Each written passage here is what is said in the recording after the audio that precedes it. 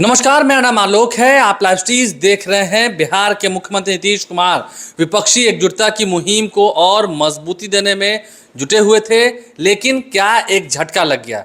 12 जून को एक बड़ी बैठक होनी थी जिसमें विपक्ष के तमाम जितने बड़े दिग्गज हैं वो जुटने वाले थे। पटना के ज्ञान भवन में तैयारियां की जा रही थी, लेकिन आज ही मुख्यमंत्री नीतीश कुमार ने भी साफ कह दिया कि 12 जून वाला जो कार्यक्रम है वो टल गया है। 12 जून को कार्यक्रम नहीं होगा क्योंकि सभी लोगों की सहमति नहीं हो रही थी। क्या विपक्षी एकजुटता महागठबंधन जो बनाने की तैयारी थी उस पर अब ब्रेक लग गया है? नीतीश कुमार को क्या झटका लगा है? ऐश्वर्य जी, जिस तरह से नीतीश कुमार ने आज कहा, आपने भी सुना है और घुमा फिरा कर बातों को रख दिया है। फिलहाल तो बैठक नहीं होगी। गाड़ी कहाँ रुक गई? देखिए आलोक, झटका नहीं लगा है, महा झटका लगा है।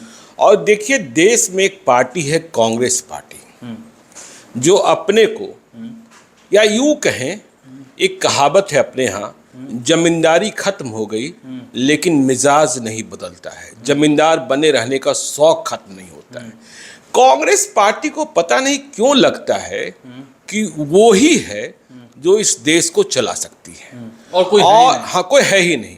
और हालात को कांग्रेस पार्टी नहीं समझती है। नरेंद्र मोदी से मुकाबला है, ठीक है ना। नरेंद्र मोदी भी अपने को महामानव मानते हैं, ठीक है ना। तो कांग्रेस पार्टी एक लेट लटीफ पार्टी, जहां फैसला होता ही नहीं है, सीरियसनेस है ही नहीं, हाँ, गंभीरता है ही नहीं, और लड़ने का मादा दिखता ही नहीं है। कर्नाटक जीत नहीं गए कि फिर से दिमाग खराब हो गया है। भारत जोड़ो यात्रा भी की राहुल गांधी ने। नहीं, भारत जोड़ो यात्रा का देखिए असर दिखने लगा था, लेकिन कर्नाटक की जीत के बाद से फिर यह दिमाग खराब हो गया है कि नहीं, हम ही हैं और कोई दूसरा है नहीं। इसलिए नीतीश कुमार जो कोशिश कर रहे थे एक के बदले एक, मुझे नहीं लगता कि कांग्रेस पार्टी बीजेपी को हराना भी चाहती है, ठीक है ना।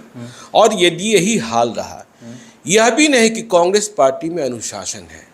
कांग्रेस पार्टी का आला कमान वो आला कमान है जो इंदिरा गांधी के ज़माने में हुआ करता था, राजीव गांधी के ज़माने में हुआ करता था।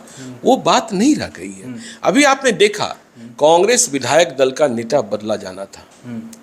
फैसला बहुत पहले हुआ था, लोग कह रहे हैं कोई 1 महीना पहले फैसला हो चुका था। और जब बैठक बुलाई गई तो 19 में से 11 विधायक नदारद थे। तो आपके घर में भी अनुशासन नहीं है। वो आपके साथ हैं कि नहीं, ये भी आपको नहीं पता। यह भी आपको पता नहीं है। और आपका अहंकार, ठीक है, हम कांग्रेस, हाँ, 12 जून की बैठक तो टल ही गई। अब कहा जा रहा है कि बैठक 23 जून को या 25 जून को, और कहाँ, हिमाचल प्रदेश के शिमला में। हिमाचल प्रदेश में कांग्रेस की सरकार है। देश के कुछ राज्यों में जहां कांग्रेस की सरकार बची है उनमें एक हिमाचल प्रदेश भी है, राजस्थान है, छत्तीसगढ़ है, कर्नाटक में अभी स्थापित हुई है सरकार। तो देखिए, मेरा यह मानना है कि हिमाचल प्रदेश की ठंडी वादियां क्रांति पैदा नहीं कर सकती है। क्रांति और परिवर्तन का वाहक तो बिहार ही है।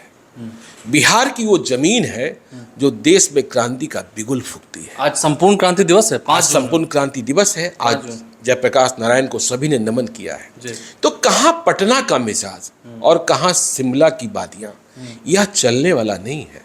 देखिए, नरेंद्र मोदी से लड़ने के लिए धूप में चलना होगा, बारिश में भीगना होगा। ये तो पिकनिक जैसा प्लान बना। हाँ, ये पिकनिक जैसा प्लान है। पता नहीं वहाँ कौन कौन जाएंगे।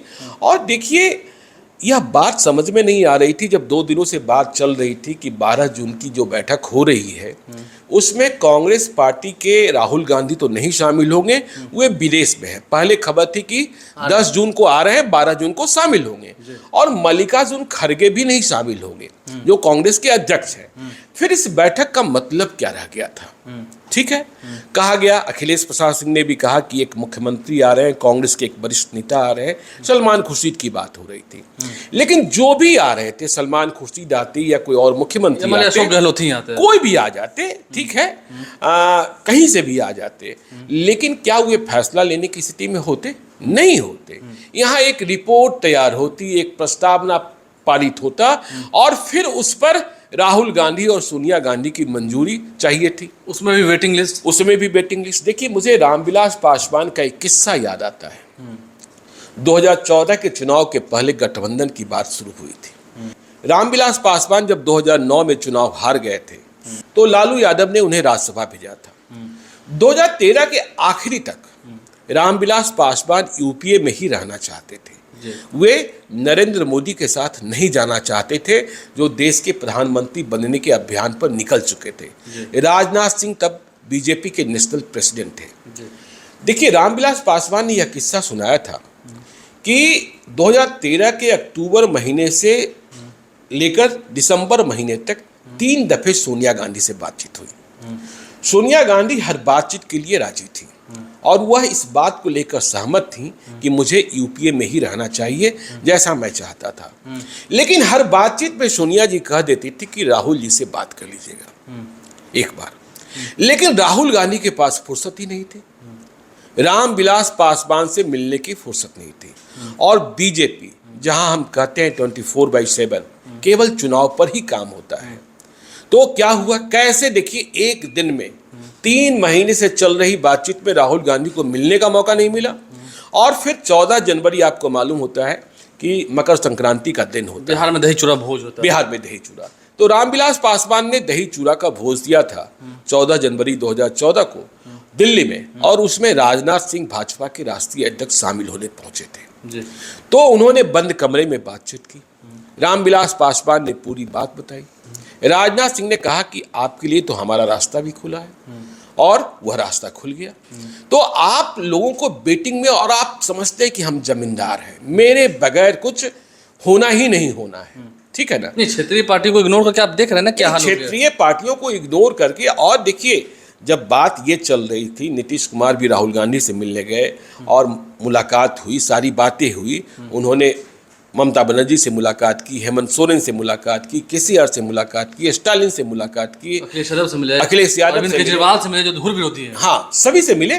तो बातचीत ये चल रही थी कि एक के बदला एक हम उम्मीदवार देते हैं, और जहां जो पार्टी मजबूत है वहां उन्हें प्राथमिकता दी जाए। लेकिन कांग्रेस को लगा, आज ही मैं किसी अखबार में पढ़ रहा था कि ठीक है, विपक्षी ये का हो, लेकिन 350 सीटों पर हम अकेले लड़ेंगे, 350 सीटों पर, 350 पर।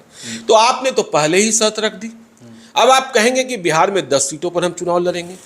आपने 8 पर चुनाव लड़ा था। मैं इस बात से सहमत हूं कि 2019 के चुनाव में जब नीतीश कुमार और बीजेपी एक साथ हो गई थी, तो आरजेडी का खाता नहीं खुला था, कांग्रेस ही एकमात्र सीट जीती थी। लेकिन इसका मतलब यह नहीं कि कांग्रेस के पास आधार था, ठीक है, और आरजेडी के पास आधार नहीं था। बिना आरजेडी के वोटों के आप किशनगंज जीत गए, ये सोचने वाली बात है। नहीं, वो बात ठीक है, लेकिन आप इस बात को समझिए ना, और आपके यहाँ फैसला, तो मुझे तो लगता है कि ये बीजेपी से लड़ना ही नहीं चाहते हैं। जब देश को जरूरत है तो राहुल गांधी विदेश चले जाते हैं, फैसला। और शिमला की वादियों में क्या फैसला होगा? हाँ, अब वहां जो फैसले होंगे भी, जब उनसे दोबारा पूछा गया, आपने सुना होगा कि इसी महीने में होगा या नहीं होना है, तो हम तो चाहते ही हैं कि इस महीने में हो, मतलब वो भी कंफर्म नहीं है। नहीं, अब देखिए ना, जो बातचीत कर रहे थे, और सबसे अधिक प्रयास किसको खतरा नहीं है आज विपक्ष में, किसको खतरा नहीं है? ईडी सीबीआई का। सभी लोग परेशान हैं, चाहे वो ममता बनर्जी का परिवार हो, चाहे उधर केसीआर का परिवार हो। यहाँ तो आप देख ही रहे हैं लालू यादव और तेजस्वी यादव की क्या नियति बनी हुई है। एमएलसी की ईडी की छापेमारी चल रही है। नहीं, आज वाले छापेमारी में तो बीजेपी वाले भी शामिल हैं, ठीक है ना। तो आप देख रहे हैं कि क्या नियति बनी हुई है।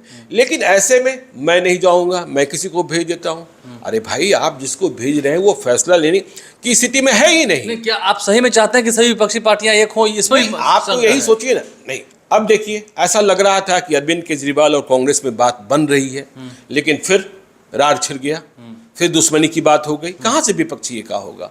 आपने देखा ही, नवीन पटनायक नीतीश कुमार से सहमत नहीं हुए, नीतीश कुमार होकर नरेंद्र मोदी से मिलने को पहुंच गए। आप देख ही रहे आंध्र प्रदेश का क्या हाल है।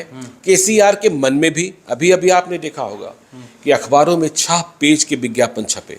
काफी महंगा होता है ना? काफी महंगा होता है। जैकेट विज्ञापन छपा, 6 पेज लगातार दैनिक भास्कर में। तो केसीआर की महत्वाकांक्षा भी है और समृद्धि भी है, उनके पास लड़ने की ताकत भी है। लेकिन एक बात कही जाती है कि जब तक आप हिंदी पट्टी को नहीं जीतेंगे, आप देश का प्रधानमंत्री नहीं हो सकते हैं। और देखिए, नीतीश कुमार और ललन सिंह, जेडीयू के नेशनल प्रेसिडेंट, जो फार्मूला दे रहे थे कि हम यदि बिहार में झारखंड में, बंगाल बंगाल में, उत्तर प्रदेश में उन्हें रोक देते हैं तो बीजेपी बहुमत से नीचे आ जाएगी और फिर परेशानी होगी। क्योंकि महाराष्ट्र में भी आप देख रहे हैं इन दिनों बीजेपी के खिलाफ ही हैं, उद्धव ठाकरे हो या फिर शरद पवार हो। शरद पवार हो, ठीक है, शरद पवार को भी ठीक से रखना होगा। तो ये सारी परिस्थितियां हैं जो यह दिखा रही है कि विपक्ष का मन अभी एक नहीं हुआ है। नीतीश कुमार प्रयास कर रहे हैं और नीतीश कुमार को भी आज लगा होगा कि जब उन्होंने कहा, भारी मन से कहा कि बैठक तो 12 जून को नहीं होने जा रही है। देखिए 12 जून की बैठक को लेकर कितनी तैयारी, नेशनल मीडिया के लोग आना शुरू हो गए थे। मुझे ही बाहर जाना था, मैंने अपना कार्यक्रम स्थगित किया, उसे आगे बढ़ाया। लेकिन अब शिमला की वादियों से आप देश में क्रांति लाएंगे क्या? हिमाचल प्रदेश की आबादी क्या है? अभी तारीख भी ढंग से तय नहीं है, सिर्फ चर्चा है। हाँ, चर्चा है, सिर्फ चर्चा है। 23 या 25, और उसमें भी मल्लिकार्जुन खड़गे और राहुल गांधी जाएंगे ही जाएंगे। देखिए कांग्रेस वाले सीधे तौर पर कह देते हैं कि राहुल गांधी तो अभी विदेश में है। देखिए यदि आपको कमान संभालनी है तो समर्पण भी दिखाना पड़ेगा, त्याग भी दिखाना पड़ेगा। और जो परिस्थितियां हैं आपको क्षेत्रीय, देखिए बीजेपी कहती है हम क्षेत्रीय पार्टियों को खत्म करना चाहते हैं। इस बयान को लेकर विवाद भी हुआ था। बिहार में महागठबंधन बन गया। तो आपको क्षेत्रीय पार्टियों के साथ कैसे दोस्ती बढ़ानी है, कैसे, देखिए जब हम लोकसभा चुनाव 2024 की लगातार चर्चा कर रहे हैं तो पिछले दिनों हमने उस वीडियो पर भी चर्चा की थी कि बिहार में आरजेडी सबसे बड़ी पार्टी, लेकिन क्या जब टिकट की बात होगी और जो टिकट से वंचित हो जाएंगे लोग, उन्हें रोक पाना आसान होगा। कई दुकान खुल जाएंगे टिकट देने की और कई पार्टियां तो वोट कटवा भी होंगे। तो आप तो पहले ही धक्का मार दे रहे हैं। नहीं, जो मैसेज जा रहा था, जो माहौल बना था, आपने उस पर ब्रेक लगा दिया। हाँ, ब्रेक लगा दिया। और देखिए ना, विपक्षी पार्टियों में आप देखते, बिहार में ही देखिए, बिहार कैबिनेट में आरजेडी की ओर से 2 वैकेंसी है, कार्तिक सिंह और सुधाकर सिंह। आज तक वो वैकेंसी भर पाई क्या? हिम्मत नहीं होती है भरने की, किसे बनाए किसे नहीं बनाए। तो आला कमान वाली बात भी नहीं रह गई है। ठीक है, कांग्रेस की ओर से भी एक मंत्री बनाया जाना था, वह भी नहीं हो पाया। तो जब आप खुद फैसला नहीं कर पा रहे हैं तो फिर होगा कैसे? और देखिए ठंडी वादियों से देश में क्रांति नहीं हो सकती है। यह जयप्रकाश नारायण की क्रांति भूमि है और महात्मा गांधी की कर्म भूमि है। देखिए 1974 याद रखिए, 1977 में भी बिहार का कितना बड़ा योगदान रहा। अब लेकिन वह माहौल नहीं है कि मुझे याद है 1977 में जब इंदिरा गांधी को सत्ता से उतारा गया, तब जिस दिन चुनाव की घोषणा हुई थी उस शाम तक जनता पार्टी का गठन नहीं हुआ था। लेकिन तब लोग दूसरे थे और आज हालात दूसरे हैं, परिस्थितियां दूसरी हैं। आज नरेंद्र मोदी हैं और नरेंद्र मोदी जानते हैं कि वोटों का ध्रुवीकरण कैसे होता है। देश में हिंदू मुस्लिम की बात होती है, इसमें आपको स्पेस निकालना है। देखिए बाकी सारे वो तो राम मंदिर के कपाट खोलेंगे ही। अभी संसद भवन का उद्घाटन हुआ, अभी राम मंदिर के कपाट भी खुल रहे हैं जनवरी में। हाँ, वो खुलना ही खुलना है। इधर तैयारी कुछ नहीं है। नहीं, तैयारी तो आपको करनी होगी। तैयारी के पहले ही तो आप क्या बोलता है, विखंडित हो जाते हैं। तो ये हालात तो हैं। तो देखिए कहाँ पर मनमुटाव हो रहा है या कहाँ पर जो आपसी तालमेल है वो नहीं बैठ पा रहा। नीतीश कुमार ने काफ़ी प्रयास किया, पुरजोर प्रयास किया, लेकिन फिर भी क्या कांग्रेस सच में बीजेपी को हराना चाहती है? सवाल तो खड़े होंगे। क्या कांग्रेस सच में विपक्षी एकाज चाहती है? सवाल तो खड़े होंगे। और अब देखना होगा ठंडी वादियों में पिकनिक होगा, मीटिंग होगी, या फिर बिहार लोकतंत्र की जननी, यहाँ से विपक्षी एकजुटता की मुहिम की शुरुआत होगी। और फिर आगे क्या होता है वो तो खैर जनता जाने। हमारे चैनल को सब्सक्राइब कर लें, साथ साथ फेसबुक पेज भी लाइक करें। इसके अलावा ट्विटर हैंडल पर लाइव को फॉलो करें। धन्यवाद।